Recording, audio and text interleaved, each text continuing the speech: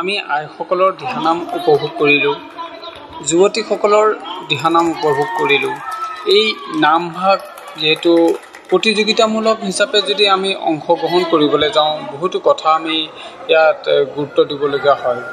নামভাগ পৰিৱেশন কৰিবলৈ যাওঁতে আমাৰ প্ৰথম কথাতে সাজপাৰৰ কথা আহিলে, দ্বিতীয়তে আমাৰ আসনৰ কথা আহিলে, তৃতীয়তে বাদ্যৰ কথা আহিলে, চতুৰ্থতে আমাৰ ভক্তিৰ দুৱাৰখনত নামতিজনৰ বিশেষ কথা আহি পৰে। লগতে নামষাৰ গাওঁতে আমাৰ সহযোগীসকলৰ কথা আহে। এই কথাখিনিকে আমাৰ বিচাৰকসকলে বা তেখেতসকলে ক'ব বিচাৰিছে, এই কথাখিনি যদি আমি গুৰুত্ব দিওঁ, নিশ্চয় আমাৰ এই নামভাগ ভাল হ'ব বা সুন্দৰ হৈ উঠিব। এই ক্ষেত্ৰত আমি জানিবলগীয়া বহুতো কথা থাকে। আহকচোন আমি বিচাৰকসকলৰ পৰা আমি জানি লওঁ। আমি উদ্যোক্তা মণ্ডলীক অশেষ ধন্যবাদ জ্ঞাপন কৰিছোঁ। বিভিন্ন প্ৰান্তৰ পৰা আহি এই নাম দিহানামৰ ওপৰত আপোনালোকে খুব সুন্দৰভাৱে ইয়াত পৰিৱেশন কৰিলে। সঁচা অৰ্থত আমি যদি ক'বলৈ যাওঁ, হয়তো পুৰুষসকলে ক'ৰবাত অন্তত লোক পাবও পাৰে, তথাপিতো আজি দিহানাম বুলি ক'লে অসমৰ বিভিন্ন প্ৰান্তত অকল মহিলাসকলে বেছি প্ৰতিযোগিতা কৰে, নহয় জানো? পুৰুষৰ ক্ষেত্ৰত আমি বহুত কম সংখ্যকহে আমি দেখিবলৈ পাওঁ। সঁচা তেতিয়া মনটো এইটো কাৰণে ভাল লাগে যে প্ৰভু ভগৱন্তৰ গুণানুকীৰ্তন কৰিবলৈ সঁচা মহিলাসকলক প্ৰভুৱে সেইকাৰণেই চাগে সৃষ্টি কৰিছিলে। কাৰণ এগৰাকী মহিলা দুৰ্গাও হয়, সৰস্বতীও হয়, কালীও হয়, মাৰ বিভিন্ন ৰূপ। ঠিক তেনেধৰণে আমিও এগৰাকী মাতৃ, কেতিয়াবা ভগ্নী, কেতিয়াবা আমি মাই ভনীও হওঁ, কেতিয়াবা মাকো হওঁ।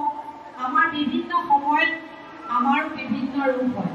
কেতিয়াবা আমি ল'ৰা ছোৱালীক খুব মৰম কৰোঁ, কেতিয়াবা সেই ল'ৰাটোকে আকৌ আমি পিটনো দিওঁ গুচাত চাই যায়, নহয় জানো? গতিকে সঁচাই প্ৰভু ভগৱন্তৰ শ্ৰীচৰণত সেৱা জনাইছোঁ। এইদৰে এই প্ৰভুৰ গুণানুকীৰ্তন কৰিবলৈ আমাৰ মহিলাসকলক কৃপা কৰি ৰাখক, সুস্থ স্বাস্থ্য দিয়ক, জ্ঞান দিয়ক, বুদ্ধি দিয়ক, আৰু এইদৰে সমাজৰ মাজত এই কষ্ট বৃদ্ধি কৰিবলৈ মোৰ প্ৰভু ভগৱন্তই জ্ঞান দিয়ক।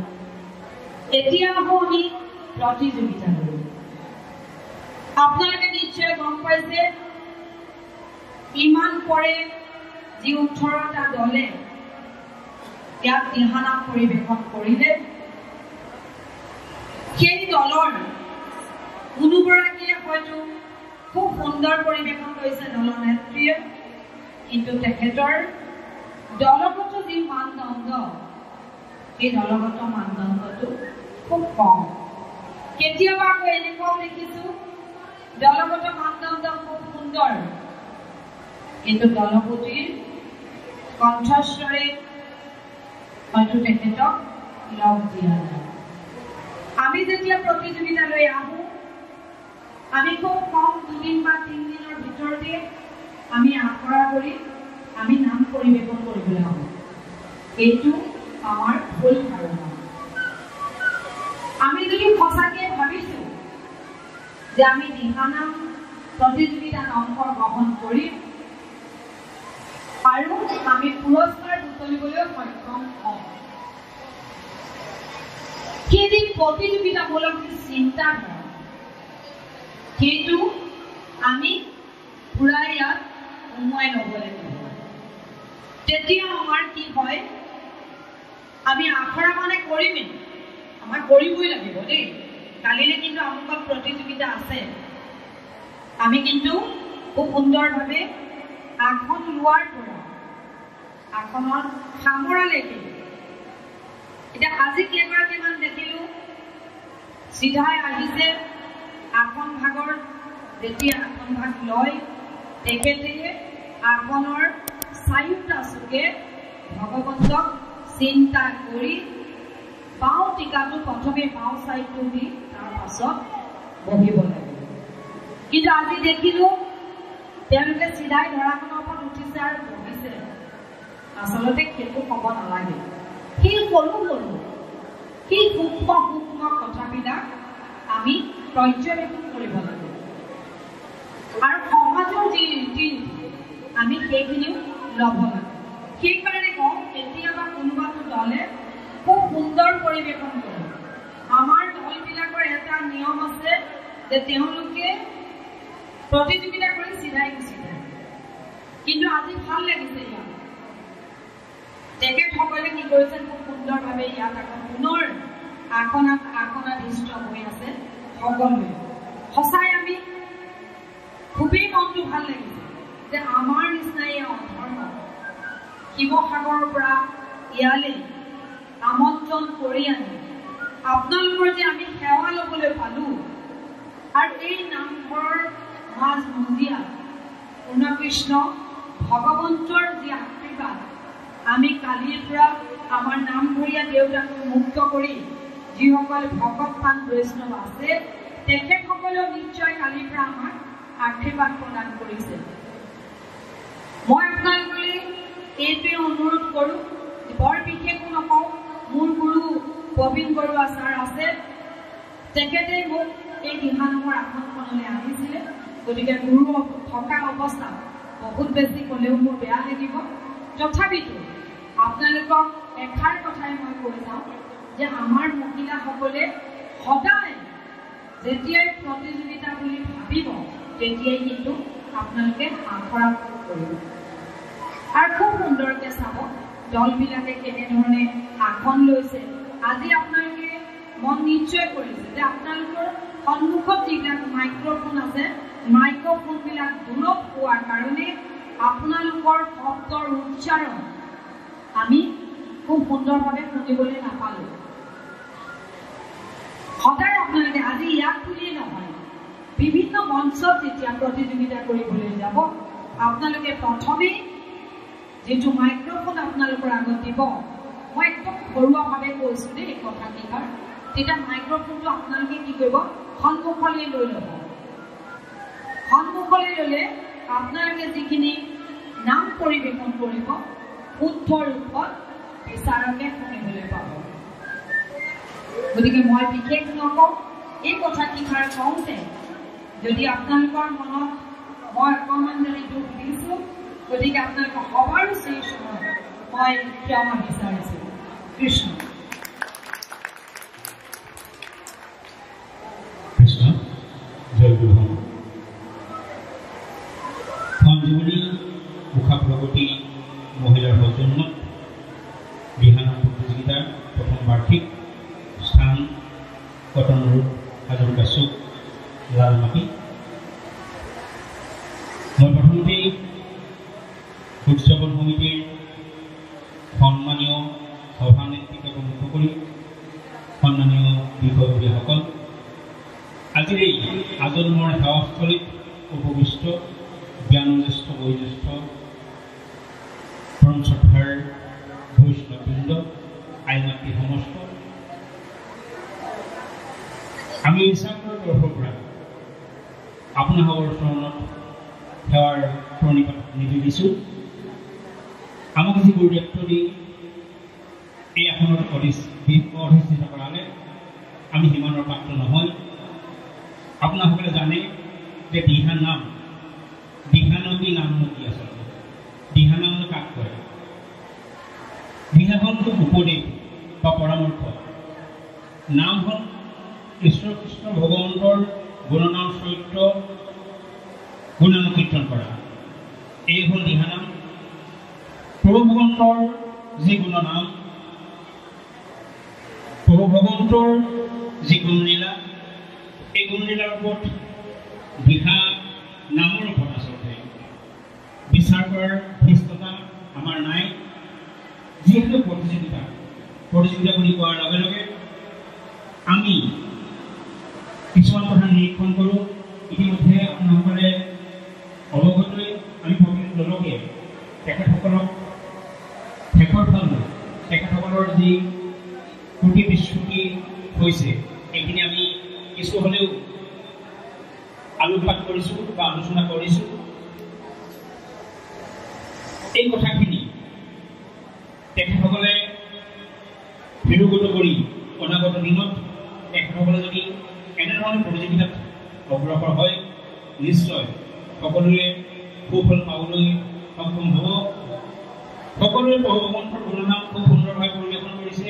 আমাৰ মন যায় সকলোটিকে একো একোটা পুৰস্কাৰ দি তেখেতসকলক আমি উৎসাহিত কৰোঁ, কিন্তু আমাৰো বিচাৰকসকলৰ হাত ধৰি বন্ধা আছে। উদযাপন সমিতিয়ে নিৰ্দিষ্টকৈ বান্ধি দিয়া পুৰস্কাৰসমূহে আমি আপোনাসকলক দিব পাৰিম। সেয়েহে যিসকল প্ৰতিযোগীয়ে আজি পুৰস্কাৰ পাবলৈ সক্ষম হ'ব বা পুৰস্কাৰ লাভ কৰিব তেখেতসকলে অতি উৎসাহিত হ'ব নালাগে, আৰু যিসকলে আজি পুৰস্কাৰ নাপাব তেখেতসকলৰ নিৰুৎসাহ নহ'ব। অনাগত দিনত তেখেতসকলে এই প্ৰভু ভগৱন্তৰ গুণনাম চৈতন্য কৰি থাকক, চৈতন্য কৰি যাওক। নিশ্চয় তেখেতসকলৰো এদিন এই পুৰস্কাৰ আঁতৰি ল'বলৈ সক্ষম হ'ব। এই আশীৰ্বাদ আমাৰ আছে, আশা আছে। নিশ্চয় তেখেতসকলে এনেধৰণৰ প্ৰতিযোগিতাত আজি যিসকলে নাপাব তেখেতসকলে অনাগত দিনত পুৰস্কাৰ আঁতৰি ল'বলৈ সক্ষম হ'ব। বহু কথাই ক'ব মন যায়, বহু আলোচনাই কৰাৰ স্থল আছে, দিহানামৰ ওপৰত বহু বিতৰ্কও হৈছে। ইতিপূৰ্বে আমি এষাৰ নামত অকণমান খুদ ধৰোঁতে ইয়াত উপস্থাপন হৈছিল যে এষাৰ দিহানামে বিশ্ব অভিলেখ গঢ়িবলৈ সক্ষম হৈছে বা বিশ্ব অভিলেখ গঢ়াৰ কাৰণে এই নামভাকে নিৰ্বাচিত কৰিছিল। কিন্তু এই নামভাৰ ওপৰত বহু বিতৰ্ক হৈছে, আৰু বহু বিতৰ্কৰ মাজত এই নামভাৰ হয়তো বিশেষভাৱে সফল নহ'ল নেকি, মই ইমান জ্ঞাত নহয়, কাৰণ ছ'চিয়েল মিডিয়াৰ লগত মই ইমান ব্যস্ত হৈ নাথাকোঁ। মাজতে খুব ধুমধাম হৈছিল, পিছলৈ কি হ'লগৈ বিশেষ খবৰ নাপালোঁ। কিছু নাম চব সময়তে বা সকলো সময়তে সকলো ঠাইতে সকলো নাম আচলতে পৰিৱেশন কিমান দূৰ কৰিব লাগে বা কিমান দূৰ সম্ভৱ হয় এই বিষয়ে বহু আলোচনা বিলোচনা ইতিপূৰ্বে হৈ আছে। বহুতো সংগঠন এই ক্ষেত্ৰত সৃষ্টি হৈছে। হয়তো অনাগত দিনত এই সকলোবিলাক দিশ এটা কেন্দ্ৰবিন্দুত আলোচনা কৰি পৰিণত হ'ব বুলি আমি আশাবাদী। আমি আশা ৰাখিম যাতে আমাৰ যি প্ৰভু ভগৱন্তৰ গুণনাম, এই নামক যাতে বিকৃত নকৰি, এই নামক যাতে আমাৰ যি পৰম্পৰা, আমাৰ যি ঐতিহ্য অক্ষুণ্ণ ৰাখি আমাৰ নাম যাতে শুদ্ধ ৰূপত পৰিচালিত ৰূপত যাতে প্ৰদৰ্শন হয়, তাৰ বাবে যিসকল দল সংগঠনে এই ক্ষেত্ৰত মাত মাতি আহিছে তেখেতসকলে অগ্ৰণী ভূমিকা ল'ব বুলি আমি আশা ৰাখিম। এই মঞ্চৰ পৰাই বিশেষ দীঘলীয়া বক্তব্য নাৰাখোঁ, বহু সময় ইতিপূৰ্বে হৈ গৈছে। আপোনাসকলেও বহু আশাৰে বাট চাই আছে আজি প্ৰতিযোগিতাসমূহৰ ফলাফলৰ বাবে। সেয়েহে আমি নিশ্চয় এদিন আলোচনা কৰিম, সকলোটিয়ে এই দিহানামৰ ওপৰত বিশদভাৱে আমি আলোচনা কৰিম। আলোচনা কৰি আমি নিৰ্দিষ্ট এটা কেন্দ্ৰবিন্দুত উপনীত হ'ম। নিশ্চয় আপোনালোক সকলেও এই ক্ষেত্ৰত সহযোগিতা আগবঢ়াব। সদৌ শেষত মই এফাকি মাধৱ পুৰুষ গুৰুজনাৰ ঢোকাৰে মোৰ সময় কাষাৰ সামৰিব বিচাৰিছোঁ। জানাই আমি চাৰি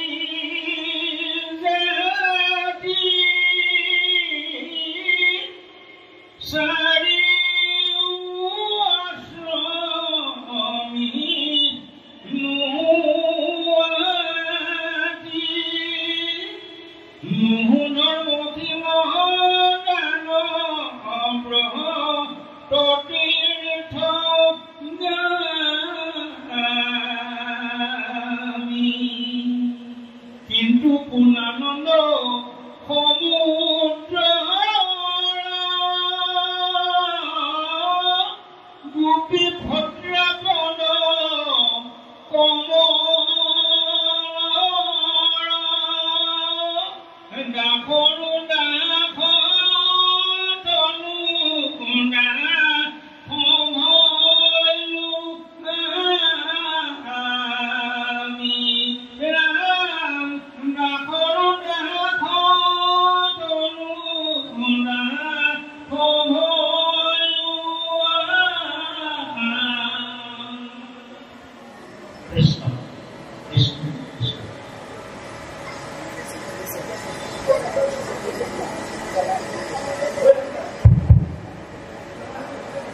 পৰম শ্ৰদ্ধাৰ এই গোবিন্দপুৰত উপস্থিত নৰৰূপী নাৰায়ণ শক্তিক জনমণ্ডলীলৈ আমি জয় জয়তে ভক্তি ভৰা শ্ৰদ্ধা নিবেদন কৰিছোঁ। আপোনালোকে যেন অকপতে গ্ৰহণ কৰে। ভক্তবান ৰাজসকল সময় প্ৰতি লক্ষ্য ৰাখি আমি চমুকৈ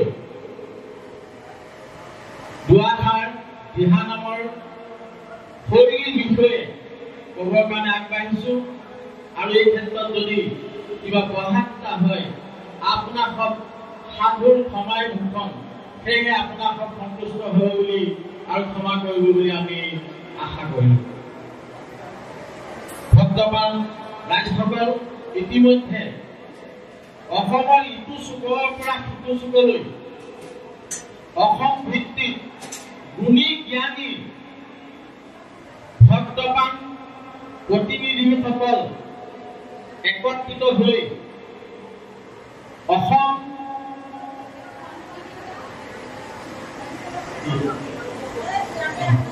ইতিমধ্যে দিহানাম সুৰক্ষা পৰিষদ বুলি এভাগী দল গঠন হৈছে আৰু তাৰো নিয়মাৱলী আপোনালোকে অলপ দিনতে পাব। ইতিমধ্যে মূল কেন্দ্ৰীয় সমিতিত সেইভাগ পুস্তিকা ওলাই গৈছে। অলপ দিনৰ ভিতৰতে ৰাইজৰ মাজত পাব। দিহানাম কেনেকৈ গাব লাগে, কি কি নিয়ম আছে, এই বিষয়ে আপোনালোকে নিশ্চয় পাব। শ্ৰদ্ধাৰ ভক্তবৃন্দ, আমি আজি এই দিনটোত মহাপুৰুষ শংকৰদেৱে কোৱাৰ নিচিনাকৈ যে সাধু সংগ অনুসৰি শ্ৰৱণ কীৰ্তন কৰি পৰিভৰা পাখণ্ড আছে, অৰ্থাৎ আজি যিসমূহ দলে এই হৰিমন্দিৰত প্ৰতিযোগিতাত অংশগ্ৰহণ কৰিলে আমি জয় জয়তে সেই সদৌতি দললৈকে আমি এটি পুৰস্কাৰ আগবঢ়াইছোঁ। সেই পুৰস্কাৰ হৈছে সাধু সংগ। আমি সংসাৰৰ মায়াত পৰি বিভিন্ন কথা আলোচনা কৰি থাকিলোহেঁতেন, কিন্তু নাই থকা প্ৰভু ভগৱন্ত পৰমংগল বস্তু নাম যি দিহানামেৰে নাম আছে, এই নামভাগ আজি আমি সকলোৱে বহি শ্ৰৱণ আৰু কীৰ্তন কৰিলোঁ। অৰ্থাৎ ভক্তি নৱবিধ তাৰে শ্ৰৱণ আৰু কীৰ্তন এই দুভাগেই হৈছে শ্ৰেষ্ঠ। গতিকে আজি দিনটো আমি যিখিনি সাংসাৰিক কৰ্ম আছিলে সেইবোৰ চব ত্যাগ কৰি একান্ত মনেৰে প্ৰভু ভগৱন্তৰ নামষাৰ স্মৰণ কৰিলোঁ।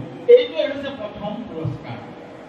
আৰু কোৱা যায়, ও ব্ৰহ্মাই জপে চতুৰ্মুখে এ হৰি নাম, ও শিৱই জপে পঞ্চমুখে এ হৰি নাম, ও নাৰদ বজাই বিনা সুৰে এ হৰি নাম। এই তিনিজন দেৱতাই প্ৰভু ভগৱন্তৰ নামৰ মহিমা নাপায়। আমালোক মনুষ্যমতীয়ে কি নামৰ মহিমা পাম? তথাপিতো পৰিচালকসকলে, উদ্যোক্তাসকলে আমালোক তিনিওজনকেই এই নামৰ ওপৰত বিচাৰক শব্দটো নিয়োগ কৰি আমাক আজি আসনত উপবিষ্ট কৰাইছে। আমি ইমানৰ পাত্ৰ নহয়। নামৰ ওপৰত বিচাৰ কৰিব পৰা আমাৰ মনুষ্যমতী শক্তি নাই, একমাত্ৰ শিৱদেৱেহে সেই নাম নিৰ্ণয় কৰিব পাৰে। গতিকে ইয়াকে কৰিবলৈ যাওঁতে আমাৰ অনেকখিনি অপৰাধ হ'ব পাৰে। তথাপি চমুকৈ আমি নামষাৰ কেনেকৈ চৈতন্য কৰিব লাগে তাৰ ওপৰত দুআষাৰ ৰাখিব খুজিছোঁ, কাৰণ পুনৰ শিৱসাগৰ আমি পাবগৈ লাগিব। আমি যেতিয়া নামৰ দলটিৰ কথা ঘোষণা কৰে বা সাজু হৈ থাকিবলৈ কয়, তেতিয়া আমি নামতীগৰাকীয়ে পৰিকল্পনা কৰিব লাগে। কোনটো পৰিকল্পনা কৰিব লাগে? যে 12গৰাকী যদি আমাৰ দলত দলীয় আছে, তেতিয়াহ'লে প্ৰথম 6গৰাকী সোঁহাতলৈ দি দিব লাগে, মাজত নামতীগৰাকী আহিব লাগে আৰু 5গৰাকী সোঁহাতলৈ থাকিব লাগে। তেতিয়া খেলি মেলি নহয়। অৰ্থাৎ আপুনি তাত গ্ৰহণ কৰি তাত পঢ়া এইবোৰ কথা আমি ক'ব নালাগে। প্ৰতিযোগিতা বুলিলে সদায় সতৰ্ক হ'ব লাগিব। কোনটো সতৰ্ক হ'ব লাগিব? সাজ সজ্জা, বাক্য বচন। আমি যেনেকে মহাভাৰতৰ এভাগী ভাওনা পাতিছে, সেই ভাওনা ভাগীত পঞ্চ পাণ্ডৱ সভালৈ ওলাই আহিছে। ওলাই আহি যেতিয়া যুধিষ্ঠিৰে কথা আৰম্ভ কৰিলে, সেইটো ক'ব লাগে ভীমে 5 মিনিট ল'লে। কিন্তু যেতিয়া ভীমৰ কিন্তু কামষাৰ নাই, অৰ্জুনে কি কৈছে? ইংগিত দিছে। অৰ্থাৎ তেতিয়া কি হৈছে? সকলো দৰ্শকে বস্তুটো ভাল পাইছেনে বাৰু? নাই পোৱা। গতিকে আজি আমি ইয়াত এই অনুষ্ঠানত কেইবাগৰাকীও নকওঁ, কোনো আমাৰ ইয়াত লিখা আছে প্ৰত্যেকটো দলে কি কি কৰিছে বা কি কি অসুবিধা হৈছে বুলি আমি ক'ব বিচৰা নাই। নিয়মৰ বান্ধি হৈছে সেই কথাবোৰ আমাৰ ইয়াত লিপিবদ্ধ আছে। আমি সময় প্ৰতি লক্ষ্য ৰাখি দলৰ কথা আমি ক'বলৈ নাযাওঁ, এইটো কোনোবাই বেয়া পাব। সেয়েহে আমি সমূহীয়াকৈ এই নিয়মৰ বিষয়লৈ মাত্ৰ 5 মিনিট কম। গতিকে দলৰ প্ৰতিয়ে পৰিকল্পনাটো কৰিব লাগে যে তুমি তালৈ যাবা, তুমি তালৈ যাবা। তেতিয়া আমি কথা নাপাতিলেও হয়। আৰু যেতিয়া আহিলোঁ, প্ৰথম আহি আপোনালোকে সকলোৱে দেখিছে যে গাঁৱৰ ৰাইজৰ বৰসভা পাতিছে, তাত দিহানাম কৰিবলৈ গৈছে, যাওঁতে সকলো সেৱা এটা কৰিছে, হয়নে বাৰু? সমাজ ৰাষ্ট্ৰ হিচাপে কৰে নকৰে? ঠিক আমিও আহি আজি আপোনালোকক ইমান ধুনীয়া মঞ্চ দিছে, আমি নিজে সৃষ্টি কৰিব পৰা নাই, হয়নে বাৰু? সেইকাৰণে আমি নামতী শৈলীতে প্ৰথম 6গৰাকীক আগবঢ়াই দিব লাগে, নামতী মাজত থাকিব লাগে আৰু ই 5গৰাকীক লাহেৰে যাব লাগে, হয়নে? অনুশীলন কৰিব লাগে। তাৰপিছতে এইখিনি নামতী বহিলে, নামতী প্ৰথম নামতী নবহে, ভকতসকলক শ্ৰেষ্ঠ কৰে। গীতাটো ভগৱন্তই বা কীৰ্তনতো মহাপুৰুষ শংকৰদেৱে ৰচিত প্ৰহ্লাদ চৰিত্ৰত ধুনীয়াকৈ কৈছে, ভকতকহে প্ৰভু ভগৱন্তই শ্ৰেষ্ঠ কৰিছে। আৰু আমাৰ গাঁও সমাজতো মানে আমাৰ পৰম্পৰাটো সদায় ভকতক বহুৱাই লৈহে নামতী আজ্ঞা লয়, হয়নে বাৰু? তাৰপিছতে লাহেকৈ আমি নামতীয়ে আজ্ঞা ল'লোঁ। লোৱাৰ পিছত ভকতসকল সতৰ্ক হ'বৰ কাৰণে, অৰ্থাৎ চৈতন্য ৰূপ আহিবৰ কাৰণে আমি প্ৰথমতেই হৰিধ্বনি দিব লাগে, হয়নে বাৰু? হৰিধ্বনি দিব লাগে, ওচৰত লৈ তাৰপিছতে হৰিধ্বনি দিব লাগে। আৰু হৰিধ্বনি দি আমি যেতিয়া গুৰুক স্মৰণ কৰোঁ, আপোনালোকে পাইছে নাই ক'ব নোৱাৰোঁ, ধ্যানমূলন গুৰুমূৰ্তি। গুৰুক যেতিয়া ধ্যান কৰিবলৈ যাওঁ, আমি তেতিয়া গুৰুক যেতিয়া স্মৰণ কৰিবলৈ যাওঁ, আমি তেতিয়া ধ্যান আনিব লাগিব। আৰু সেই ধ্যানটো আমি কেনেকৈ কৰিম? চকু অৰ্ধনিৰ্মিত হৈ নাকৰ আগ অংশত আমি চকু নিক্ষেপ কৰিব লাগিব। আজি বেয়া নাপাব, 2গৰাকী 3গৰাকীয়ে চশমা পিন্ধিছে, আমি সেইটো ভুল কৰা নাই। কিন্তু চশমাটোৰ মাজেদি কৃষ্ণ চকু যে ক'ত আছে, বেয়া নাপাব দেই ঈশ্বৰ। গতিকে আমি সতৰ্ক এইটো হ'ব লাগিব, ধ্যানমূলন গুৰুমূৰ্তি। সেই গুৰুক যেতিয়া ধ্যান কৰিবলৈ যাম, আমি তেতিয়া চকুৰ যি দৃষ্টি নাকৰ আগ অংশত আমি দিব লাগিব, বুজি পাইছেনে? তাৰপিছতে ঘোষা গোৱাটো পুৰণা ঘোষা গাইছে, কিবা ঘোষা গাইছে, আমি সেইটো কথালৈ যোৱা নাই। আমি যেতিয়া প্ৰথম দিহা থাক ধৰিলোঁ বা জোটনিয়ে ধৰিলোঁ, মানে ধৰাৰ পিছত নামতীয়ে তুমিও ধৰা, নেগেৰাই তুমিও মাৰা, এইবোৰ অভিনয়, এইবোৰ কথা উঠা নাপায়, নহ'লে বাৰু? তাৰপিছতে আহিলোঁ, আহি সেইখিনিতে আমাৰ কমিটিসকলে নিৰ্দিষ্ট সময় বা দিব দিছে আপোনালোকক 12 মিনিট সময়, 2 মিনিটৰ আগতে ফেইল কৰিব কৈছে নাই বাৰু? গতিকে আমাৰ কি হয়, যিসকলে নামৰ বিষয়লৈ দৃষ্টি দিয়ে সেইসকলৰ এটাই প্ৰথম কাম আপোনালোকক ভুল ধৰা। আপোনালোকক ভুল ধৰা। আপোনালোকে কাপোৰ কানি কি পিন্ধিছে আমাৰ প্ৰত্যেকটো দলকে কৈ গৈছে, আমাৰ বৰুৱা চাই কৈছে, বাইদেউ কৈছে, হয় বাৰু? গতিকে আমাৰ কাম হৈছে আপোনালোকে শুদ্ধতা প্ৰকাশ কৰিছে নে অশুদ্ধতা প্ৰকাশ কৰিছে। লতাকে লা দ বুলি কৈছে, এটা কথা কৈছিলো, কোনো দৰকাৰ কোনো কৰিব নহয়। পলা হওক সেই উচ্চাৰণৰ ক্ষেত্ৰত আমি একদম সতৰ্ক হ'ব লাগিব বাইদেউ, হয়নে? বেয়া নহয়। উচ্চাৰণৰ ক্ষেত্ৰত পহলা পহলা হয় নহয়? গতিকে এই পহলা হটো আমি শেষ কৰি দিব নহয়। আৰু চৰণৰ ৰটো আমি চৰণ বুলি গাই থৈছো, হয়নে বাৰু? ৰটো আমাৰ উচ্চাৰণ নহয়গৈ। গতিকে আৰু সতৰ্ক হ'ব লাগিব আমি। সাজ সজ্জা কি হৈছে বাইদেৱে কৈছে আপুনি যে ইমান দীঘল ফুলৰ গামোচা নাছিল বা আনক সকলোৱে একে আনক, সকলোৱে আনে একে আনক, সকলোৱে ডিঙিত লৈছে যে ডিঙিতে লওক, হয়নে? যদি ভৰিত পাই লৈছে ভৰিতে লওক, সেইটো কোনো কথা নাই, হয়নে? কিন্তু সাজ সজ্জা একে হ'ব লাগিব। আৰু গ্ৰন্থৰ ক্ষেত্ৰত আৰু এটা কথা কওঁ, আমাৰ দলীয় যিটো ঐক্য, কেইবাটাও দলক দলীয় ঐক্যটো আমি বিচাৰি নাপালোঁ। কিহৰ কাৰণে জানেনে? আমাৰ প্ৰত্যেকগৰাকী শিল্পীয়ে সতৰ্ক হ'ব লাগিব। কোনটো সতৰ্ক? আজিকালি সকলোৱে দেখিছে ফেচবুক, ইউটিউব ইত্যাদিত এই দিহানামৰ বিষয়লৈ বিতংভাৱে ব্যাখ্যা কৰি আছে। আমি প্ৰথমতে লক্ষ্য কৰিব লাগিব যে নামতীগৰাকীয়ে যিটো ফুলত ভোফা বাকি ধৰিছে সেই ফুলটোত আমি সমঞ্জস মিলাই প্ৰত্যেকগৰাকী, মোৰ মাতটো ডাঙৰ, মই দাম বেছি হৈছোঁ, তেতিয়া কি হ'ব? কেঁকুৰীয়া হ'ব।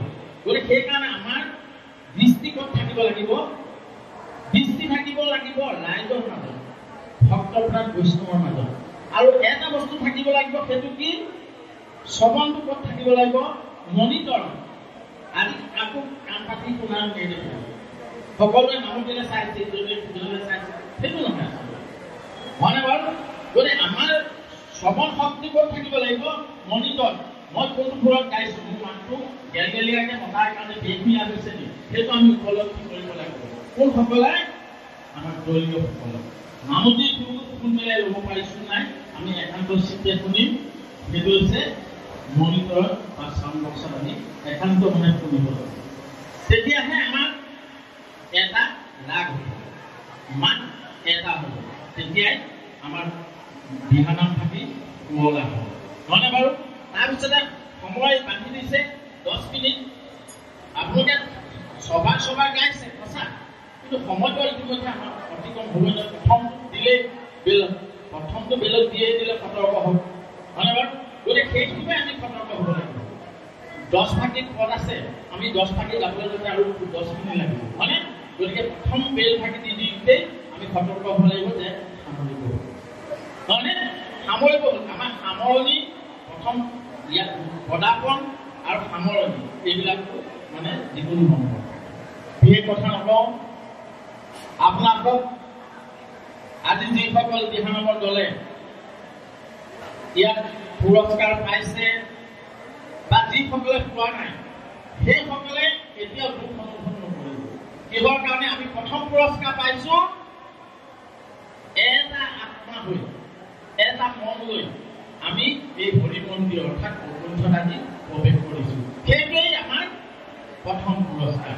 আৰু বিশেষ কথা নকওঁ, আমাৰ তিনিটি দলৰ শিল্পীসকললৈ আমি আন্তৰিক ধন্যবাদ জ্ঞাপন কৰিলোঁ। আপোনালোক নৰৰূপী নাৰায়ণ শক্তি জনমণ্ডলীৰ চৰণত সেৱাভাগী জনাইছোঁ। এইকণ সুবিধা দিয়াৰ বাবে আমি উদ্যোক্তাসকললৈ আন্তৰিক ধন্যবাদ জ্ঞাপন কৰিছোঁ। আশা কৰিছোঁ অদূৰ ভৱিষ্যতে আজি তেজপুৰ জিলাই নহয়, অসমৰ সদৌ অসম ভিত্তিত এই দিহানাম থাকি হওক। অদূৰ ভৱিষ্যতে নৱপ্ৰজন্মৰ কাৰণে ই এটা সুদিত হৈ থাকক, তাকেই কামনা কৰি আমাৰ সমূহ বক্তব্য সামৰণি মাৰিছোঁ আৰু সৰুলৈকে সেৱাভাগী জনাইছোঁ। এটি ভোষাৰে আজি যে আমি ইয়াত উপলব্ধি আহি পালোহি, সেইটোকে কি পালোঁ তাকে এটি ভোষাৰে সামৰণি মাৰিছোঁ।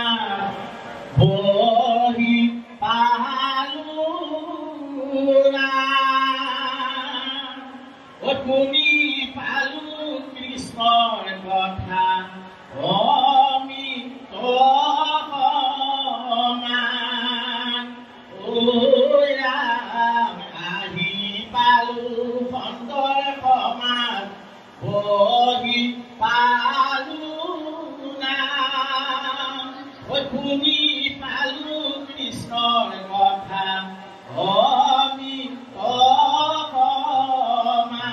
তাকে উপলব্ধি কৰিছো এই নামে হৃদয় এই নামে মাগিছো বিদায় যাম ধৰা ঘৰি যাম ধৰা ঘৰি আপোনবে থাকিব সদায় ভকত আপোনবে থাকিব